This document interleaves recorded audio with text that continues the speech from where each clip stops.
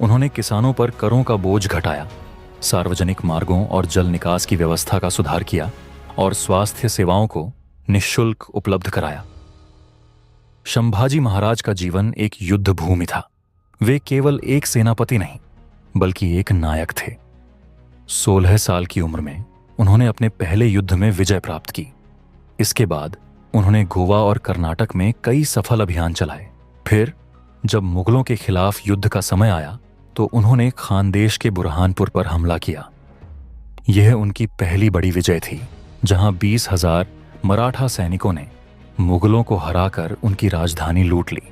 इसके बाद संभाजी महाराज ने दक्षिणी भारत के मैसूर पर आक्रमण किया। वोडियार राजवंश के खिलाफ युद्ध में उन्होंने अपनी अद्वितीय सैन्य रणनीतियों का प्रयोग किया और मैसूर के राजा चिक्का देवराय को पराजित किया। संभाजी महाराज का मुख्य उद्देश्य मुगलों और पुर्तगालियों के गठबंधन को तोड़ना था। पुर्तगालियों के खिलाफ उन्होंने कई युद्ध लड़े, उनके किलों को ध्वस्त किया और उनके खजाने को लूट लिया। यह संभाजी का साहस ही था जिसने उन्हें एक महान योद्धा बना दिया। गणोजी शिर्के, जो संभाजी महाराज के बहनोई थे, उन्होंने संभाजी से गद्दारी की और संभाजी की योजनाओं की जानकारी मुगलों को दे दी। परिणाम स्वरूप 1 फरवरी 1689 को संभाजी महाराज और उनके मित्र कवि कलश को मुगलों ने धोखे से पकड़ लिया। संभाजी महाराज के साथ जो हुआ वह किसी भी इंसान के लिए असहनीय था। मुगलों ने उन्हें और उनके मित्र को घेर लिया और औरंगजेब के दरबार में लाकर उन्हें बेहद अमानवीय यातनाएं दी। संभाजी महाराज ने हर यातना को सहते हुए भी अपनी निष्ठा और धर्म के प्रति आस्था को बनाए रखा।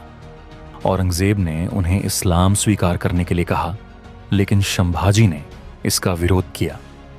इसके बाद उनके साथ जो अमानवीय अत्याचार किए गए वह मानवता को भी शर्मसार कर देने वाले थे। अंत में संभाजी महाराज का सिर काट दिया गया और उनका शरीर क्षत विक्षत कर दिया गया। हालांकि उनका शरीर शहीद हो गया, लेकिन संभाजी महाराज का आत्मबल और उनकी वीरता ने मराठों और हिंदू राष्ट्रवादियों को एक नई शक्ति दी। उनके बलिदान के बाद मराठों ने मुगलों के खिलाफ एकजुट होकर उन्हें हराया और मुगलों का साम्राज्य ढहने लगा। संभाजी महाराज के बलिदान और वीरता को देखकर उन्हें धर्मवीर की उपाधि दी गई।